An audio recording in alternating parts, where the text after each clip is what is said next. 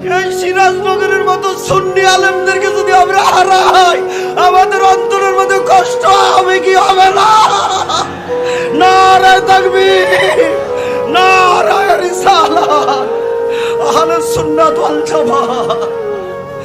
আজকের মাহফিল করোনার মাহফিল। আমি বলছি একটা হাদিসে বলবো, আর বেশি বলবো না। গাধাটা যদি নবীকে হারাইয়া কূপের মধ্যে লাফ দিয়ে পড়ে মরে যায়, কত সাহাবীরা মদিনা ছাইরা পালাইছে, মদিনায় আসে না। হযরত বেলাল আর মদিনার মুয়াজ্জিন হয়ে আযান দেয় না, আরে সিরাজনগরের স্টেজে বক্তৃতা দিতে পড়ে যায়। আল্লাহু আকবার।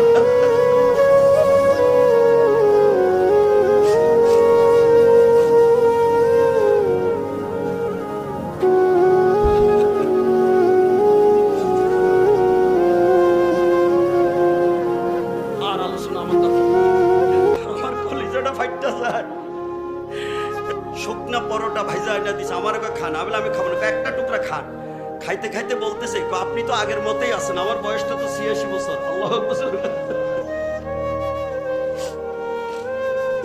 এই বয়সে আমি যখন রাত্রে ফোন দেই তখন দেখে কিতাব চাই। এখন ঘরের মধ্যে আমারে বলছে না, হুজুর অসুস্থ হইয়া তো পড়বে, কারো কথা শুনে না, খানা খায় না, খালি মনে চায় কিতাব দয়, কিতাব চায়, কিতাব লয়, কিতাব চায়।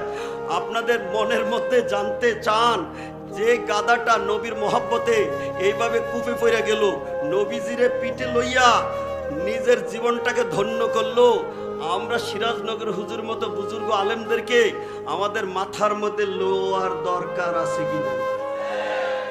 কিন্তু আমি দুঃখের সাথে বলতে চাই, ফেসবুকের মধ্যে, ইউটিউবের মধ্যে কিছু কিছু নাফরমান এই নাম বিকৃত করে সিরাজনগর হুজুরের শানে মানে বিশ্রী কথা বলে।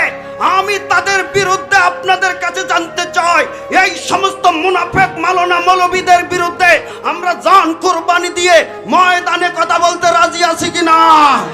নারায়ে তাকবীর, নারায়ে রিসালাত, আহলে সুন্নাত ওয়াল জামাত, সিরাজনগর দরবার শরীফ, সাহেব কাবলা সিরাজনগরী।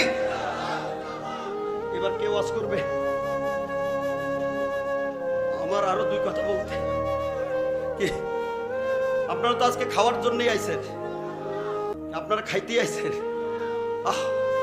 আজকে যদি এখানে একটা জানাজা শুরু হয়ে যেত, কি হুজুর সুস্থ আছে, এটাতে আমাদের কিসমত আল্লাহ খুলে দিয়েছে। মারহাবা।